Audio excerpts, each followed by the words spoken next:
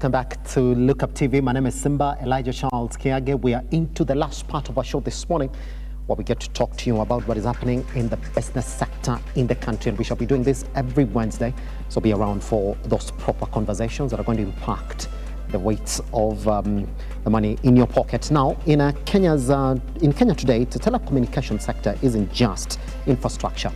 It is a strategic foundation, and as of March 2025, active mobile subscriptions reached 76.2 million, exceeding the national population and pushing mobile penetration to 145%.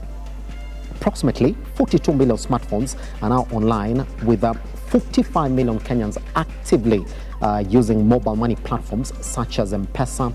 Alongside this, fixed broadband and fiber growth are on the rise, and efforts like the Umoja subsea cable are positioning Kenya as a continental digital hub. With the digital economy projected to contribute over 662 billion shillings to Kenya's GDP by 2028, today's conversation explores how Kenya's telecom sector is meeting social demand, stimulating growth, and leading environmental resilience in the age of the fourth industrial revolution. And joining us in the studio then to take us through this conversation is a telecommunications expert. Let me introduce to you Elisha Mobile. How are you doing, sir? Thank you very much, Simba. Happy to have you around. Thank you. It's been a minute. It's been years since we spoke. Actually, 2 years. 2 years now. Yeah, 2 years. Fantastic. Happy to have you around. Thanks for having me. Good. Let's jump directly into the conversation. When you look at mobile penetration in the country, we say we are at 145%, with 76 million SIM cards active. If you look at this, how is Kenya absorbing more subscriptions than its population? Could you paint that picture for somebody to understand? Yeah, first and foremost, let me take you back. Yes. You've mentioned something of Umoja first. Let me mention something. Umoja actually is an inland cable. Yes. It's actually serving the landlocked countries, that is Uganda, Rwanda, going like that, but it's coming through Kenya, but I think it's terminating under the seabed in South Africa. Does it? Yeah. Though now when you go back to your question about penetration, mobile penetration is there. You're looking at the moment, people having more than one SIM card, there is one. Having more than a SIM card, you have three SIM cards as an individual. And that's why you'll see it surpasses even the population at the moment. Yeah. And that penetration is not just as is right now. Yes. The penetration, it's coming in because there is also the growth in the infrastructure, growth in terms of the latest the IoT, the latest generation, the IoT 5G generation and whatever you. Yes. So basically I can say the penetration is there, yes, as pertains to this. And also remember the business opportunities are growing. We're also growing in the population. The population, as you speak, as per the 2019 census, very sure we were at around 47-50 million. Does it? Yeah. So looking at that keenly and looking at how the SIM cards and the penetration, you realize that, okay, there is that actually much. Does it? There's that much. That one I agree there is that penetration. But remember, there is that because there is the growth in the infrastructure, there is growth in the population, there is that, and all that now impacts it all. Pretty much. The penetration, yes. Good. Let's talk about another area that people would like for you to elaborate on. Okay. We're talking about the implementation of 5G across the world. In fact, some economies are even talking about 10G. I was surprised that China is already looking at 10G. But for us here, we're saying that 4G still covers 44% of the country. What would you say is sort of limiting the penetration of 4G in the rest of the country? Yeah, first and foremost, you need to know we still have 2G at the moment. Yes. And if you look at the bridge between the urban and the rural area, yes. You realize that most of the people in the rural setup are still actually using 2G, they're actually on 2G network. But now 4G, it is still there in terms of it's actually dominating. Yes. As per the, if you look as per the technologies, that is under the long-term evolution, the LTE. Yes. Yes. But all you can say is that there is that gap. There is that gap. People also need to move the 5G to reduce the penetration down here, because now people down here at 4G, you know, people grow in terms of financial status. Financial status growing, and when you grow financial status, you Simba, as you are right now, I'm sure you're already on 5G. Definitely. But of course, you have a group of people, a clique of group of people. Yes. That is actually still on 4G. 3G is still there, but 2G is actually the most notorious one. That's it. Eradicating it, it's not easy. Also look at the age. You have the age gap. We have people actually at the age bracket of 80 to 90, 70 to 80. Those people are still using the 2G. That's it. So looking at it, it's balancing out itself. That's it. We can say that the technology balancing out is just like going to a forest. Animals balance up by themselves, the nature by itself, yes. But I can say there is tremendous growth. Tremendous growth, yes, we need as it pertains to the 5G. Let's talk about that 5G. Yes. I mean, Kenya is one of those economies in Eastern Central Africa that are also leading that conversation in 5G development. Currently, as it is, around the country, we have 1,100 spots where 5G is live. Yes. Is it too early for us to start talking about how this is impacting technology development in the country? Or should we say that's not enough? Let's wait for 5G to, to develop further before. Remember, 5G is 100 times faster than 4G.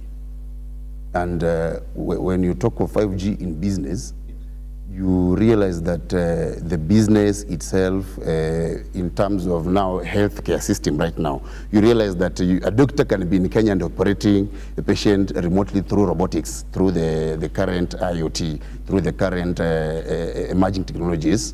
So we can say 5G in business, 5G has really increased the productivity in terms of business aspect.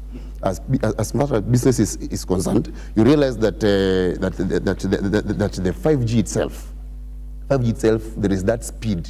So people are enjoying the 5G. People are enjoying the speeds. People are enjoying everything. So affordability. The only problem we're having right now is in terms of affordability. Affordability, how is the country, how is the government playing, what role is the government playing in terms of reducing the gap, in terms of affordability? How many people can afford smartphones? How many people can afford smartphone beyond $100? We can say that, yes. Yes. Yeah. Very much. I want to ask you this question, which is very important for anybody who's listening. Okay. That we're talking about this particular sector contributing 100,000 jobs annually. And if you look at what experts are saying, it's around 662 billion by 2028. Yes. 300,000 jobs by 2028 and 662 billion to the economy by 2028. What areas are leading this job creation within this sector that you can tell somebody this morning that you need to align yourself to these particular areas because they're the ones that are leading?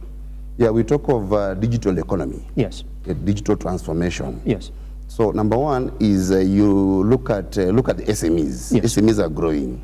Mobile banking, mobile money is really actually is the main driving factor to all this growth, because you realize that people going cashless, and if you go cashless, definitely you realize that you grow in terms of capital share, the competitive advantage. Yes. Yes. So, in terms of the growth and in terms of business growth within the industries, not only telecoms, you look at the SMEs, you look at the economic factors that is impacting even the rural areas, the agribusiness, and what have you. Yes. Yeah. Pretty much. Elisha, when we talk about the telecom sector in the country, I mean, when you tell people about what advancements Kenya has made or is making in this particular sector, one thing stands out: M-Pesa. Okay. We are so proud of M-Pesa. I mean, they control 99.9% of business-to-business transactions, and currently, as it is, they have 45 million users. As it is, I mean, in a population of 50 million, when you have 45 million, it's like you sort of have the entire population on your platform.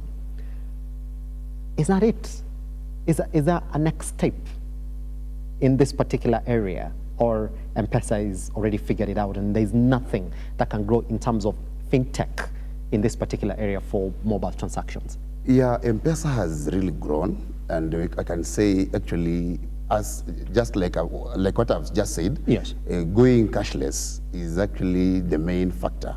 And when we go cashless, M-Pesa definitely will grow. Mobile money will grow. Yes. Not only M-Pesa, we also have Airtel money. We also have T-Cash. Does it? Yeah, definitely. And you see, if you go cashless, we are going to, number one is the advantages of going cashless. Yes. There is growth in terms of the fintech. That's one. Two, there is the high consumption, even the household. Household, there will be more consumption. When there's more consumption in the household, there is actually an aspect of the aspect of demand. Yes. When you increase demand, of course, the supply must increase. Then this is one leading to the growth of these other small and upcoming SMEs and the fintech as a whole. Yes. Pretty much. Let's look at another area that Kenya has been trying to figure itself: digital inclusion. It's an area that this sector has to figure itself out. We're talking about growing and contributing to 220 to 628 billion by 2028. Then we have to talk about inclusion as well. Yes. Could you comment on that? Where are we as a country in digital inclusion, Elisha? Yeah, when we talk of digital inclusion, Yes. we also talk of financial inclusion. Does it?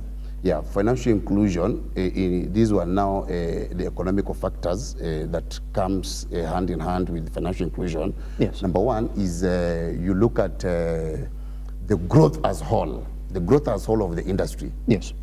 There's the growth of all as the industry. There is also the growth in terms of other areas apart from the telecoms, within the telecoms. But of course, the telecoms is the main backbone. Is the supporting factor to all this growth in terms of one, financial inclusion. Yes. We just talked about mobile banking and mobile money. Talk about mobile money, and of course, there is also risks. That there is actually the reduction in the risks in terms of costs, in terms of cyber security, and all those. That's it. Yeah. Pretty much. Before I came to this conversation, a friend of mine and I were arguing yesterday on how far we are in terms of our internet connectivity in the country. I said that there are economies where you can't build a house without having a portal where internet is going to be supplied to that particular building. In fact, it's unlawful to do so because they expect that once you're building your houses, the infrastructure you're providing essentially allows for internet connectivity. If you look at our fiber connectivity in the country, I mean, it's not been stalling. We are grown. Now we're talking about 13,000 kilometers of fiber connectivity in the country. Are you proud of that figure? And where do we need to get to for you to say, well, when it comes to connectivity in the country, in the telecom sector, Kenya is making proud steps to achieving that? Yeah, all I can say as pertains to fiber connectivity, yes, fiber connectivity has really grown. Yes. And we expect to grow more. As we grow the population, definitely connectivity must grow. Also, remember, we have this aspect of the services that these service providers are giving us. In terms of voice, in terms of data, and in terms of course, mobile money. So for you to ride on all these services, we need huge connectivity. Huge connectivity in regards to the local connectivity and as in regards to the gateway. Yes. You're talking about the gateway, we've just talked about Umoja. Apart from Umoja, of course, we have other gateways around and whatever. So as pertains to the gateways that we have in the country, at the coastal areas and whatever. So mobile connectivity, that one, and in terms of fiber, that one will keep on growing. Yes. Will keep on growing, and I'm very happy with that. Yes. And remember, we have other players coming in. Now we've mentioned about 13,000 kilometers. Kilometers, yes, for the fiber connectivity. And there is more growth. We have other players coming in. There is expansion. People now in the rural areas, my mom at home can be connected to fiber right now. We have people connecting all over now, fiber here and there. So in terms of growth, that one I can say, okay, fine, we need it. We need it, and we need to grow. We need to move. Yes. Yes. As an expert in this area, we're talking about this fiber connectivity. Are there things that you're observing now, Elisha, as a result of this fiber connectivity in some areas of this country that you wouldn't have probably noticed 10 years ago, 5 years ago, when we hadn't hit this 13,000 kilometer fiber connectivity mark? You know, when it comes to investment Yes. of an infrastructure, there is cost that comes with it. Yes.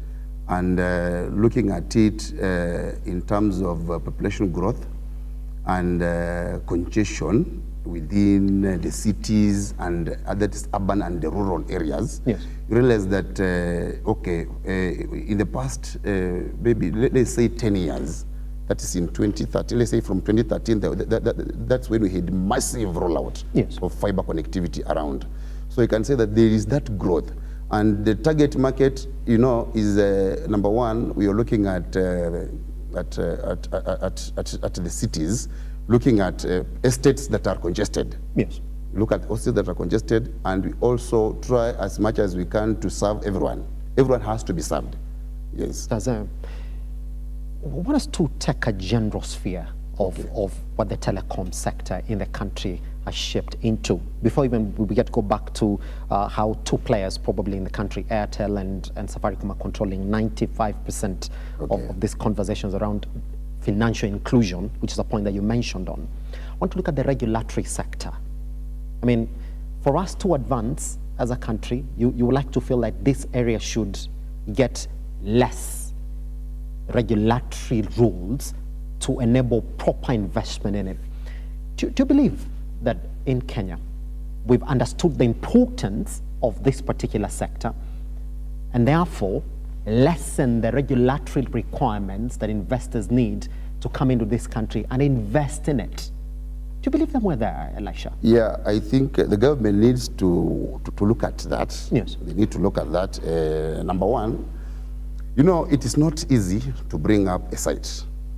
There is several players actually come into, you know, several players come into existence. Yes. For you to come up with one site, for you to come up with one BTA site, for example, you will need the CAK, the regulator will be there. We have KPLC, we have KCCA, we have so many other, we have NEMA, name it. Yes. So the cost is so high.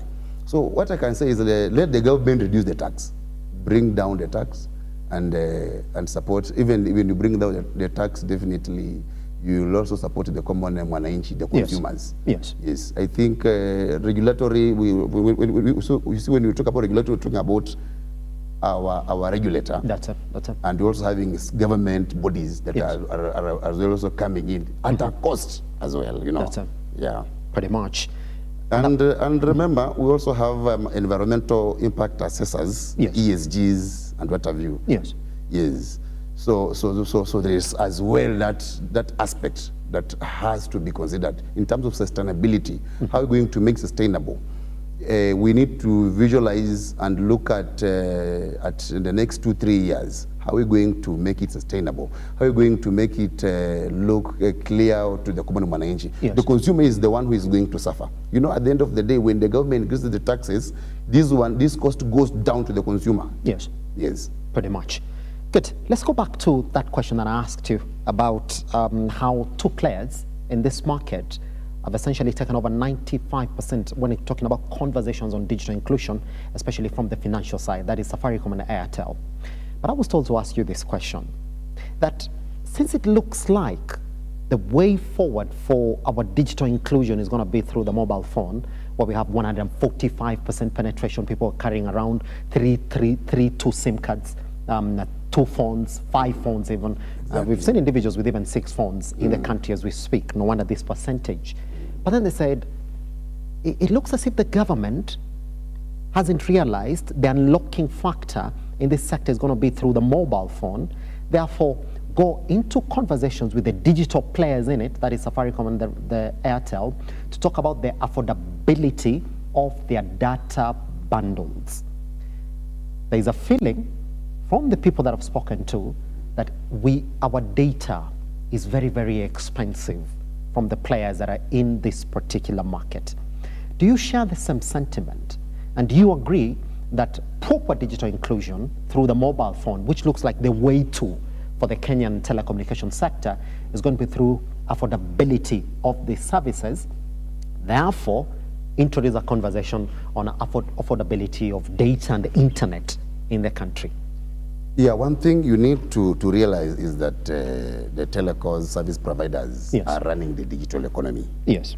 And as in regards to the emerging technologies, we need you realize that that we, because of these, we have impacts like remote working, hybrid working system. Yes. Yes. You can be in the country and still working for a company that is based in the US, comfortably seated. Yes. So all I can say is that the control on the market and in terms of the growth, in terms of the growth of the economy, as much as the government is looking at how they are going to grow, how they are going to get the taxes, mint the taxes from the telecoms, there should be a surge in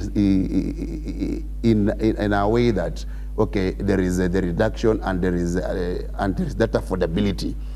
Bring down the tax a little bit. We've just talked about the tax again. Yes. Bring down the tax a little bit. In terms, by the time you do that, there is also an aspect of owning the mobile phone itself. Smartphones are very rare in the country.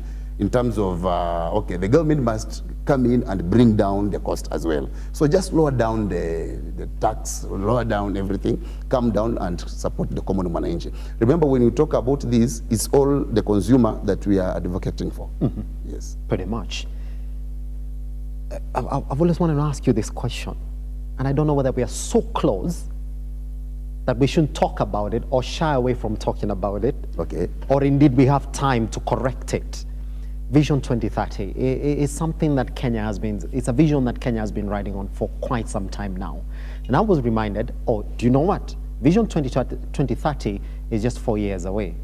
Yes. That everything that we had in our plan has to be realized in the next 4 years. Otherwise, it's going to be nothing. When you look at this particular sector, which was a big factor in our Vision 2030, the telecom sector was among the top 5 in terms of realizing that vision. Yes. Malaysia, are we there, or should we ask for 20 more years? No. I was told to ask you that question specifically. I can comfortably say that we are almost there. Is 4 years going to be enough? 4 years.